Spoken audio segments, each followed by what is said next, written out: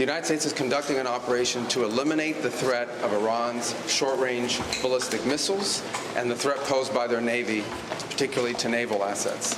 That is what it is focused on doing right now, and it's doing quite successfully. I'll leave it to the Pentagon and the Department of War to discuss the tactics behind that and the progress that's being made. That is the clear objective of this mission. The second question that's been asked is, why now? Well, there's two reasons why now. The first is it was abundantly clear that if Iran came under attack by anyone, the United States or Israel or anyone, they were going to respond and respond against the United States. The orders had been delegated down to the field commanders. It was automatic, and in fact, it bared to be true, because in fact, within an hour of the initial attack on the leadership compound, the missile forces in the south and in the north, for that matter, had already been activated to launch. In fact, those had already been pre-positioned. The third is the assessment that was made that if we stood and waited for that attack to come first before we hit them, we would suffer much higher casualties. And so the president made the very wise decision. We knew that there was going to be an Israeli action. We knew that that would precipitate an attack against American forces. And we knew that if we didn't preemptively go after them before they launched those attacks, we would suffer higher casualties and perhaps even higher those killed. And then we would all be here answering questions about why we knew that and didn't act. Going back to the purpose of this is to destroy that missile capability. Why does Iran want that ballistic missile capability? What they are trying to do and have been trying to do for a very long time is build a conventional weapons capability as a shield where they can hide behind.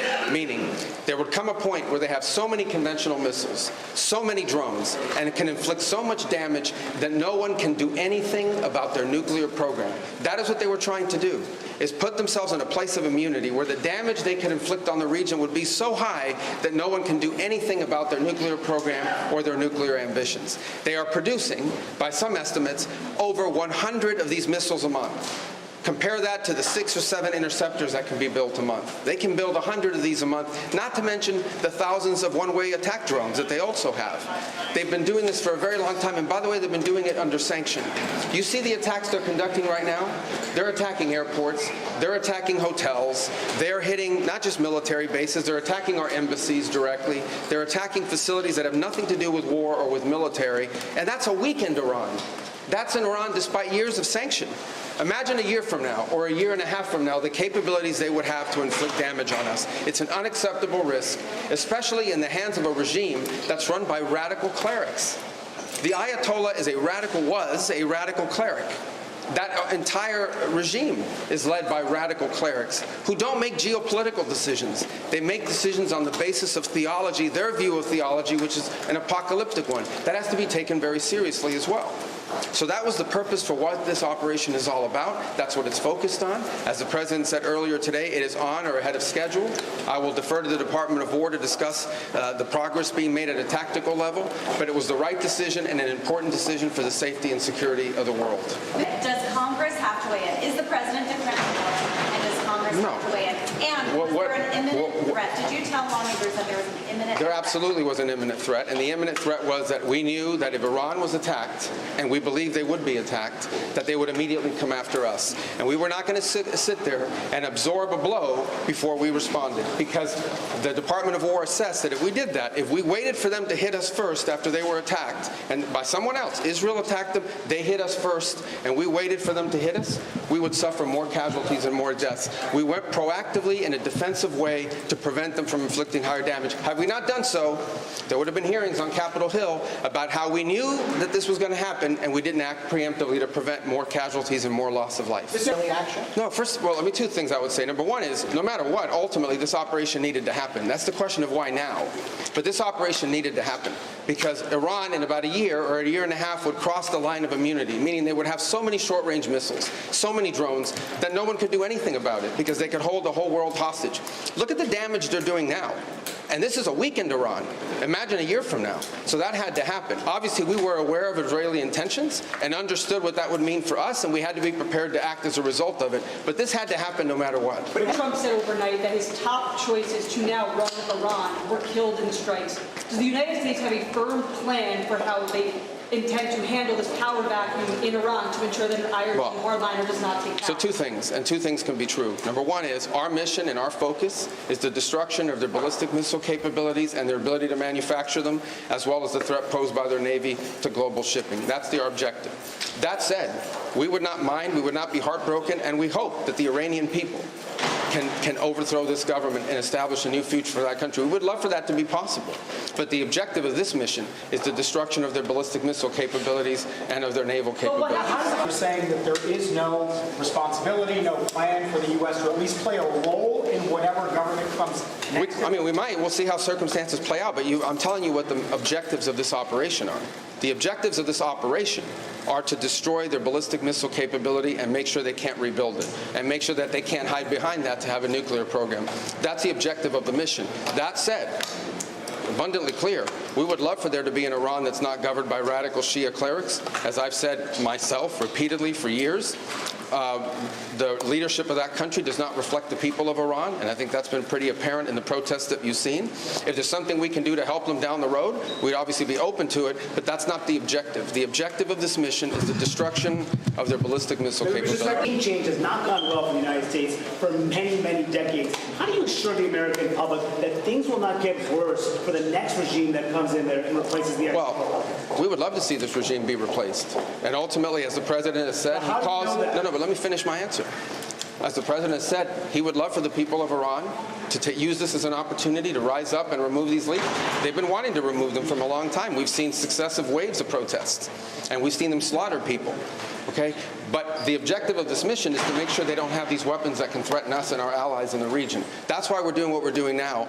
And while we would love to see a new regime, the bottom line is no matter who governs that country a year from now, they're not going to have these ballistic missiles and they're not going to have these drones to threaten us. That's the objective of this mission, is to deny them the ability to use ballistic missiles to threaten their neighbors, to threaten our bases, to threaten our presence in the region, and ultimately as a shield behind which they can do whatever they want with their nuclear weapons ambition. We were not going to let them hide behind that, and that's why this was such a critical mission to undertake now while they were at their weakest point, and not a year from now where they could inflict even more damage and perhaps already be behind that point of immunity. Democrats in Congress have said that they should have a role, they should be able to weigh in here, and there are going to be war powers resolutions votes in Congress later this week.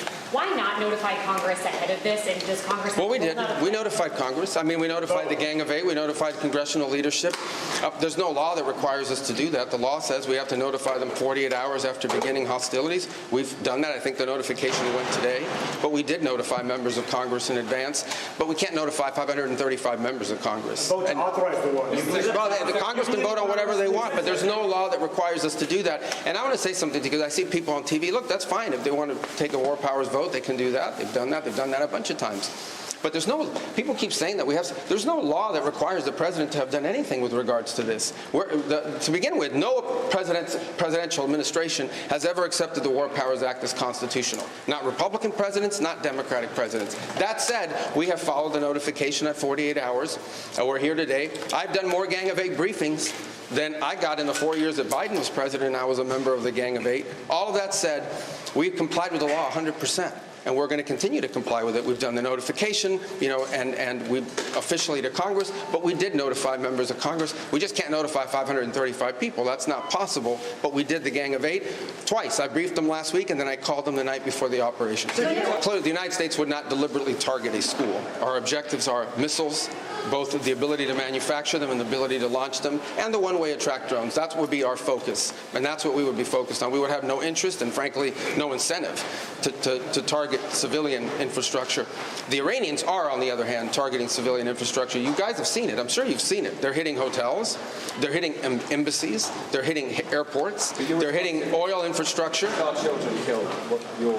Well, it'd be very tragic, but I can't speak to the details behind it because I just don't have it. It would be a tragic outcome if it's happened. I don't have the details as to what led to it, but what is clear that the United States would not deliberately target a school. They are, on the other hand, deliberately targeting civilians, as you've seen, because you know why? They are a terroristic regime. They sponsor terrorism and they participate in terrorism. What's your message to Americans who are concerned about rising energy prices given the spiking of oil prices today? Yes, and we knew that going in would be a factor, and so we have a program in place that will begin to be implemented by Secretary Wright, Secretary Bessent. We talked about it last night, again, about this program. We talked this morning, and starting tomorrow, you will see us rolling out those phases to try to mitigate against that. Obviously, markets are going to be reacting to news about what's happening. And again, a reminder, think about it, okay? This terroristic regime, led by radical clerics, has the ability, potentially, to shut off 20% of global energy. That's the kind of leverage they have because of their Navy. We're going to destroy their Navy. But there is a plan in place. We anticipated this could be an issue, and Secretary Wright and Bessent will begin to roll out those steps starting tomorrow to mitigate against the impact that could have. Do you anticipate putting boots on the ground, and how long do you anticipate the conflict to last? Well, we don't. Let me say two things about it. Number one, the president always has the options to undertake whatever operations he decides to do as the commander-in-chief. That said, we believe the objective that we have set for this mission, which is the destruction of their ballistic missile capabilities, both launch capability and manufacturing, can be achieved without ground forces. Right now, we're not postured for ground forces, but obviously the president has those options. He's never going to rule out anything. But right now, our focus is on the destruction of their ballistic missile launchers, their ballistic missile stockpiles, and their ballistic missile manufacturing capability, as well as their one-way attract drones and their Navy, because of the threat it poses to global shipping. How long is I can only do one more, right there in the middle. Yes, sir. Is there a diplomatic exchange going on right now between U.S. and Iran? Any exchanges whatsoever outside of No, not at this time. I mean, look, we always have people that reach out from inside of governments. You don't know if they're authorized to reach out or not. They're suffering a tremendous amount of damage. Honestly, again, I'm not going to give away the details of our tactical efforts, but the hardest hits are yet to come from the U.S. military. The next phase will be even more punishing on Iran than it is right now. Someone was screaming, how long will it take? I don't know how long it'll take. We have objectives. We will do this as long as it takes to achieve those objectives, and we will achieve those objectives. The world will be a safer place when we're done with this operation. All right? Thank you, guys.